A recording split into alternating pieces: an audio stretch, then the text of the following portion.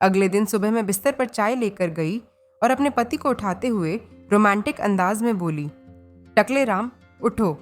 वो अलसाई सी आवाज में बोले, क्या है यार, सोने दो। मैं मुस्कुराते हुए बोली, अब नहीं तो कब उठोगे महाराज?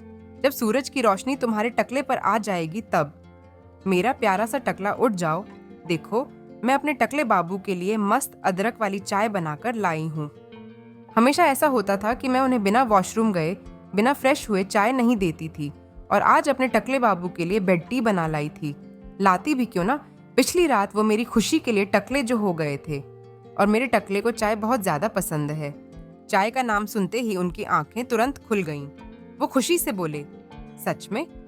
मैंने चाय का कप दिखाते हुए कहा, मुच्छी। वो उठे और मैंने उन्हें चाय का कप पकड़ा दिया, और मैं भी चाय का कप लेकर उनके सामने बैठ गई। उन्हें देखते हुए अदरक वाली चाय का मजा लेने लगी। उनका टकला एकदम चमक रहा था, एकदम स्मूथ और शाइनी लग रहा था। मुझे यकीन नहीं हो रहा था कि ये मैंने किया है। फिर मैंने उन्हें छेड़ते हुए उनके सर पर हाथ फिराते हुए पूछा, क्यों टकले राम, बताओ कैसा फील हो रहा है?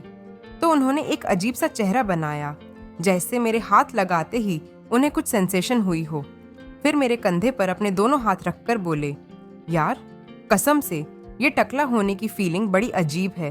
तुम जब मेरे सर पर हाथ फिराती हो ना, कसम से दिल बहुत अच्छा लगता है। अगर आज ऑफिस न जाना होता तो तुमसे पूरा दिन अपने टकले पर हाथ फिरवाता। इतने में मैं अचानक चौंक उठी। ओए यार, आज तो तुम्हारा ऑफिस है, मैं तो संडे समझ रही थी।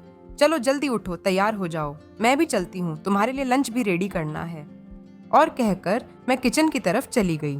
थोड़ी देर बाद जब मैं लंच रेडी करके बेडरूम में आई तो मेरा दिमाग खराब हो गया और गुस्सा भी आया, लेकिन उनका टकला सर देखकर पता नहीं क्यों मेरा सारा गुस्सा गायब हो गया। सच में मेरा हस्बैंड टकला होने के बाद बहुत ही क्यूट और चार्मिंग लग रहा था। मैं उनके पास बैठी और उनके टकले पर हाथ फिराकर बोली, यू बाबू, आज नहीं जाना क्या ऑफिस? उन्होंने अपना सर मेरी गोद में रख लिया और मैं उनके टकले सर पर हाथ फिराना जारी रखी। वो कहने लगे, यार कोई टोपी हो तो निकाल कर दे दो। मैं बोली, टोपी क्यों चाहिए? वो बोले, तुम्हें नहीं पता, कल रात तुमने ही तो टकला किया था। मैं बोली, टकले का टोपी से क्या लेना देना? वो बोले, यार ऐसे अच्छा नहीं लगता, टकला सर लेकर ऑफिस जाते हुए। मैं बोली, यार अच्छा एक बात बताओ, अगर तुम टोपी पहन लोगे तो दुनिया को नहीं पता चलेगा कि तुम टकले हो। वो बोले, नहीं पता तो चल ही जाएगा। मैंने कहा, तो फिर क्यों लगानी है टोपी?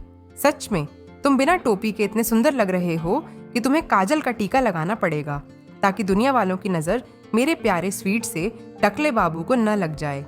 गौर से देखो, टकला होने के बाद तुम्हारे माथे की लकीरें और चेहरे की इंटेंसिटी साफ नजर आ रही हैं, जिससे तुम एक सच्चे और कॉन्फिडेंट मर्द लग रहे हो। गौर से देखो अपनी आईब्रो, अपनी आंखों की चमक जो पहले लंबे बालों में छिपी रहती थी। आज लोग इन आंखों में अलग ही कॉन्फिडेंस देख सकते हैं। देखना, आज का ऑफिस का दिन तुम्हारी जिंदगी का सबसे अच्छा दिन साबित होगा। इतना सुनते ही वो कॉन्फिडेंस से भर गए और मुझे गले लगाते हुए मेरे माथे को चूमा और नहाने के लिए चले गए, और 5 मिनट में वापस भी आ गए। मैं बिस्तर से हिल भी नहीं पाई थी।